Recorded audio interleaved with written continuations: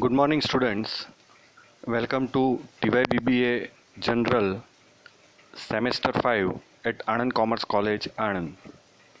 These online lectures are being delivered as per the directives of Government of Gujarat. Myself, Professor Devang Trivedi, Anand Commerce College, Anand, shall engage you for the subject Business Taxation 1 as per the syllabus prescribed by Sardar Patel University, Vallabh Vidyanagar, effective from June 2020. Paper code of this paper is UM05CBBA 22. Students, in the first part of unit number 2, we discussed about the meaning of assessment, types of assessment, tax deducted at source, and advance payment of tax. Today, we'll talk about return of income and time for filing the tax return. Take first point, return of income. Students, income tax return is a proof that you have paid your income tax. It contains details about your annual income and the amount of tax you have paid.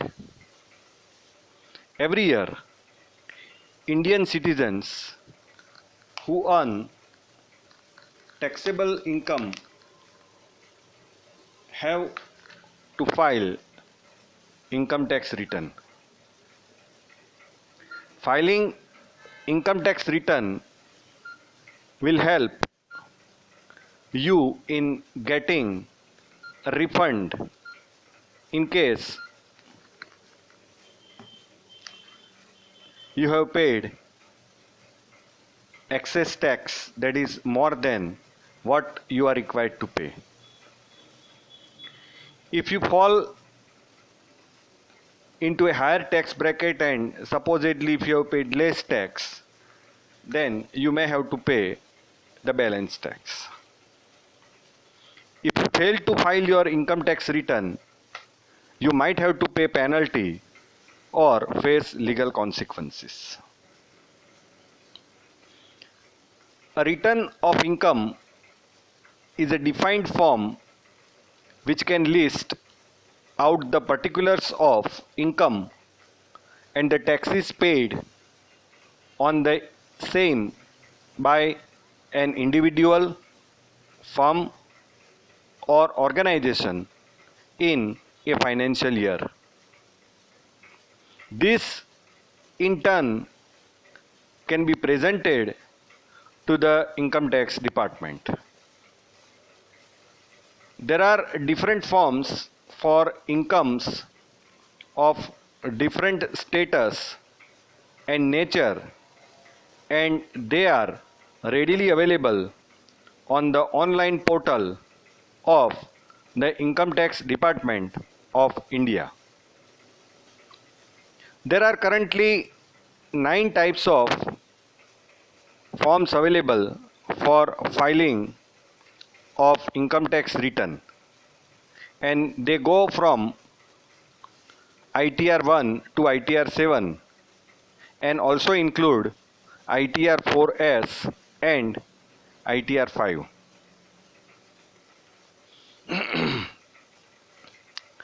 Now, why filing is necessary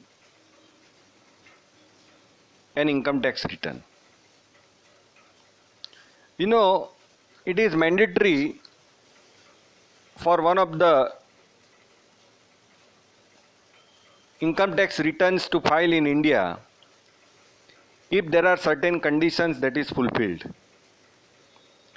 That is, if the gross total annual income before deduction under 80C to 80U is rupees 2,50,000 for an SSC having an age less than 60 years, rupees 3 lakhs for an SSC having an age of 60 years but less than 80 years, and rupees 5 lakhs for an SSC having an age of 80 years and above, they need to file an income tax return. If it is a company or firm, irrespective of the profit or loss made in the financial year, if a tax refund needs to be claimed, if a loss under a head of income needs to be carried forward, if being a resident of India, one has an asset or financial interest in any entity located outside India, if being a resident of India, one is signing authority in a foreign account, if one receives income derived from property held under a trust for charitable or religious purposes, or a political party or a research association, news agency, educational or medical institution, trade union, a not-for-profit university, or educational institution, a hospital, infrastructure debt fund, any authority, body or trust, they have to file the return of income. If one is applying for loan or a visa, that is, if an NRI derives any or all of his income through sources in India, that income is liable to be taxable in India. An income tax return for the same will be necessary. With the implementation of e-filing of income tax return, certain cases will require e-filing of the income tax return. That is, in case a refund is required, in case the gross total annual income exceeds rupees 5 lakhs, in case an income tax refund is required under ITR 3, 4, 5, 6 and 7, it is mandatory to be e-filed. Now students, there are certain documents that is required for income tax return. They are: number 1, acknowledgement slip in duplicate; second, statement of computation of income and tax; 3, ensure that Challan identification number, that is CIN, is mentioned in your income tax challan. Attach a copy of acknowledgement of challan. Number 4, attach original TDS certificate in form number 16 or 16A or 16AA as applicable. 5, certificate or receipt of payment of insurance premium, provident fund, purchase of NSCs, new equity shares, mutual funds, NSS, medical insurance, donations, etc. in support of deductions or rebates claimed. Requisites evidence wherever prescribed by law in support of your claim for any deductions or exemptions must be attached along with the return. Failure to do so may deprive you of the deduction, and such evidence, even if produced later, may not be entertained by the assessing officer. Number 6, certificate of interest on housing loan from the lender in support of deduction from house property income. 7, other documents, statements as specified in the return itself and in support of income. 8, quote your PAN, that is permanent account number, clearly and correctly. 9, in case the assessee has applied for PAN but has yet not received allotment, a copy of PAN applicable form filed earlier and its acknowledgement should be enclosed with the return.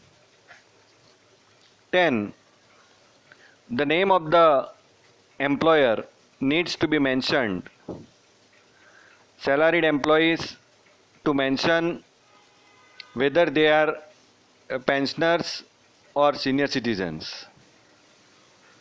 And 11, details of bank account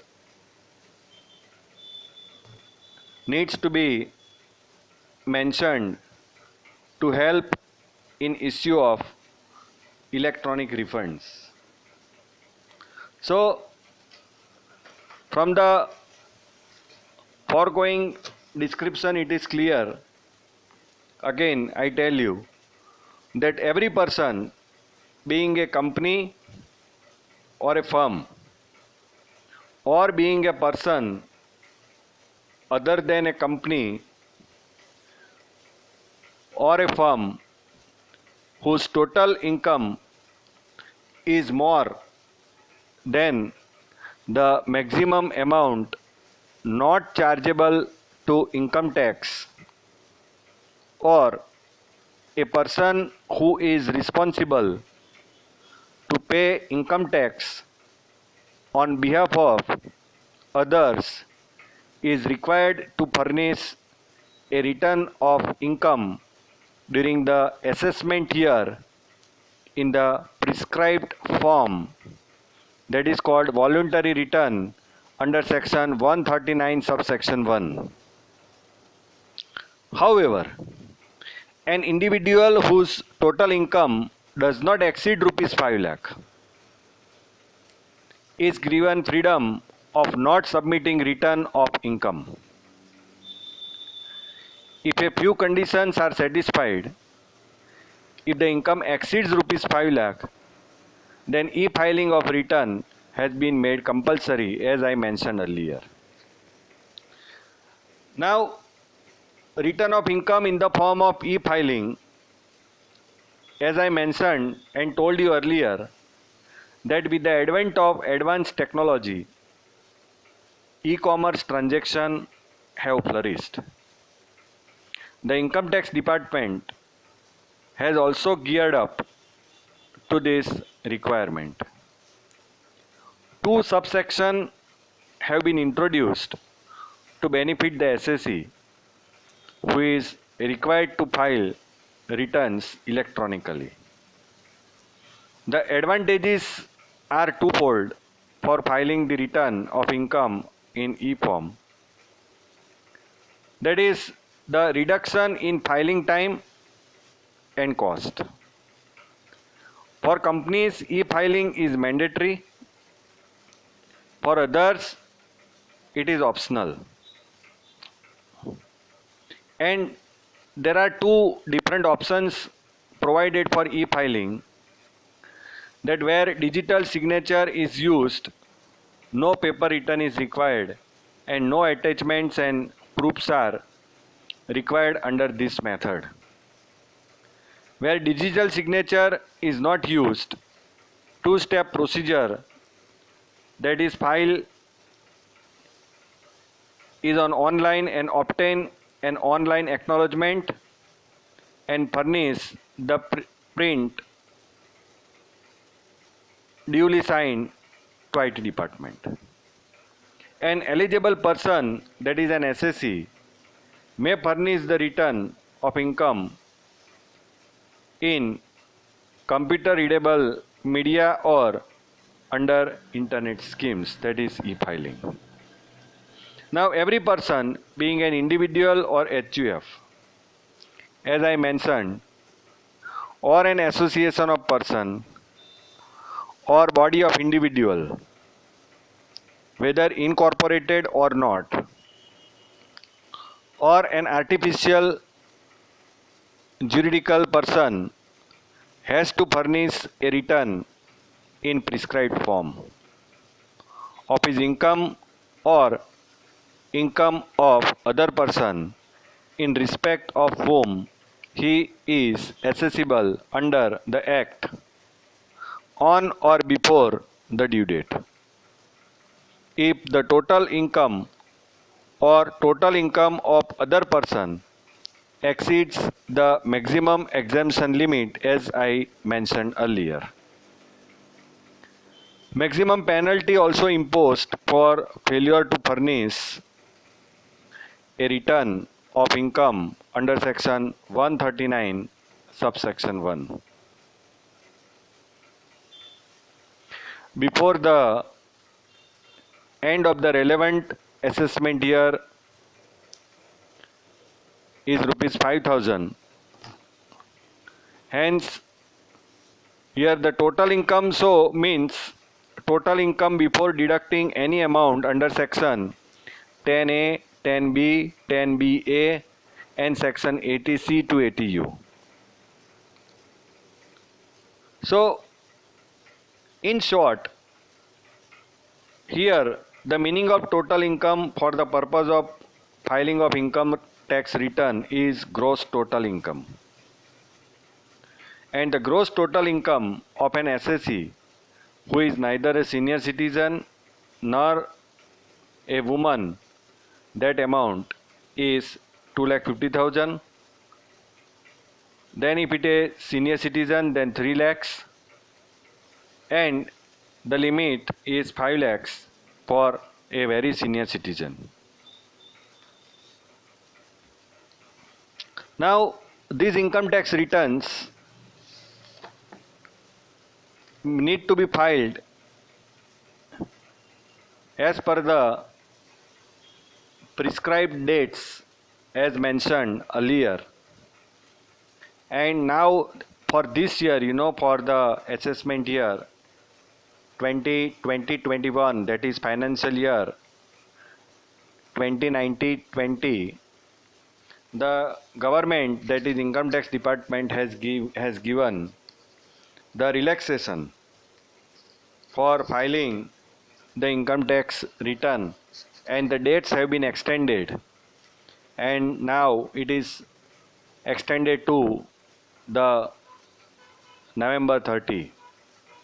So because of this COVID-19 coronavirus pandemic, the people are highly in panic and difficulty. So this relaxation, that is the relaxation in the extension of date, as well as they have also given relaxation for claiming the deduction for section 80C investment, and that date has also been extended.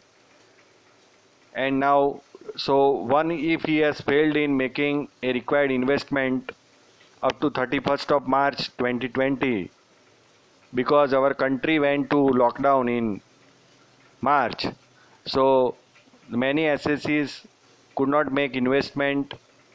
So for them the relaxation is given, and they can also make investment for claiming deduction under section 80C for this year up to extended date, and can claim the deduction under section 80C.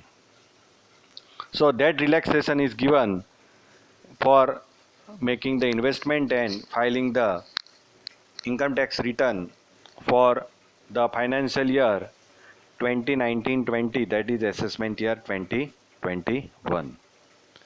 So this is all about the return of income. Now the second point is timing for filing the returns. Okay, before we discuss that timing, I would like to give you a brief mention about the types of income tax return that every individual who are liable to pay taxes and having an income of more than rupees 5 lakhs is, as I told you, compulsory to deposit their income tax return by income tax return online, and they have to either use ITR form 1, then ITR form 2. See, ITR 1 is for salary and pensioner, house property and income from other sources. Then ITR 2, who is having salary income, property income and equity market and other source income.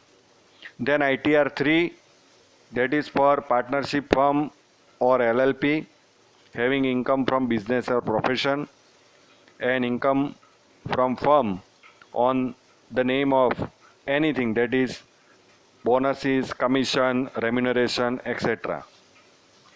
Then you have ITR 4S. Now it is also called Sugam, and it is used by HUF and small business having presumptive business income, salary, pension or one house property, etc. Then ITR 4, it should be used by individual and HUF who are into proprietorship. Then ITR 5, used by firms, LLP, association of persons, body of individual, artificial judicial person, cooperative societies and any other authorities. ITR 6 form should be used by companies other than one who claim exemption under section 11, and ITR 7 should be used by the individual and companies who want to file return under section 139 subsection 4A, 4B, 4C and 4D. So these are all the different types of forms that is used for filing the income tax return. Now let's move to the next point, that is the timing for filing the income tax return. Now see, a person whose total income, that is the gross total income, exceeds the exemption limit as I mentioned and required by the law, has to file return of income within the time limit prescribed. Now what's that time limit? Number 1, where an SSE is a company, that is where the company is required to furnish a report under section 92E pertaining to international transactions, then the date is November 30, and any other company, the date is September 30. Now this as per section 139 subsection 1. Secondly, where the SSE is a person other than a company, in that A, in case where accounts of SSE are required to be audited under any law, then the date is September 30, 30. B, where the SSE is a working partner in a firm whose accounts are required to be audited under any law, then the date is September 30. And in any other case, that is C, in any other case, the date is July 31st. So these are the dates, but again, as I mentioned earlier, for this year, because of the COVID pandemic, some relaxation is announced by the income tax department for the date for filing the return. Now, if the return is for loss under section 139 subsection 3, if any person has sustained a loss under the head profit and gains of business or profession, or under the head capital gains, or loss from the activity of owning and maintaining race horses, and intends to carry forward such a loss, he should furnish a return of loss within the time allowed as stated in my above time limit. Then see belated return. Section 139 subsection 4. If any person has not furnished a return within the time allowed as above, he may file a return for any previous year at any time before the end of 1 year from the end of such assessment year, or before the completion of assessment of his income, whichever date is earlier. For example, an individual assessee is supposed to file return for the assessment year, say 2019-20, by July 31st, 2020. If he does not file return up to July 31st, 2020, then such return, if filed after the said date, will be called a belated return. But this year there is a special case. Now see, when you file a belated return, then there are some effects.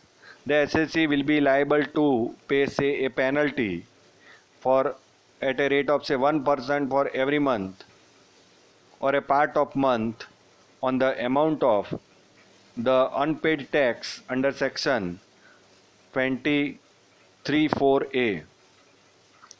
Then in addition to a penalty of rupees 5,000 may be imposed under section 271(f). Say belated return is filed after the end of relevant assessment year.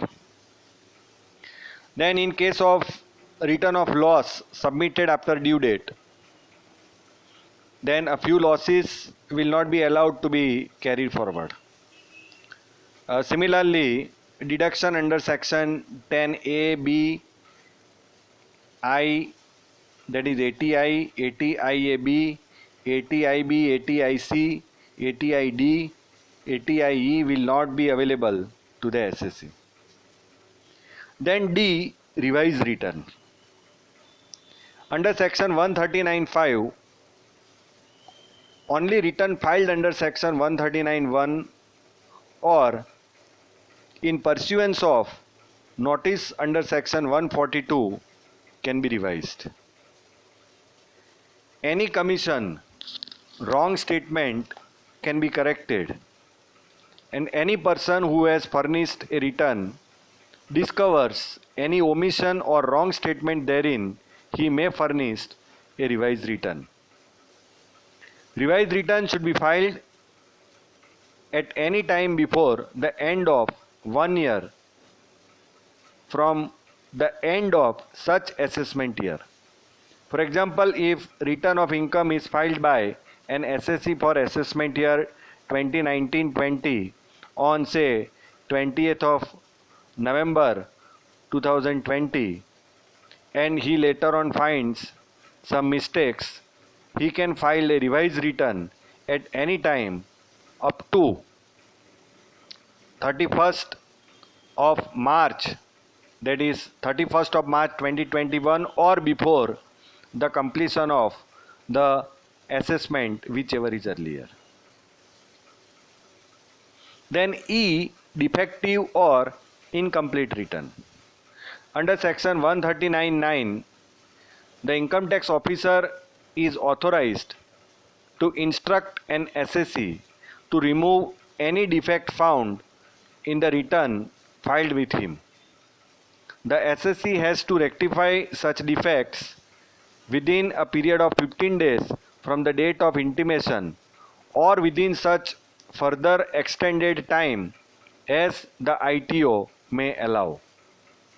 If the assessee does not rectify the defect within the prescribed time, the ITO may act as if the assessee has failed to furnish the return. Then F. Filing of return in electronic form under section 139D.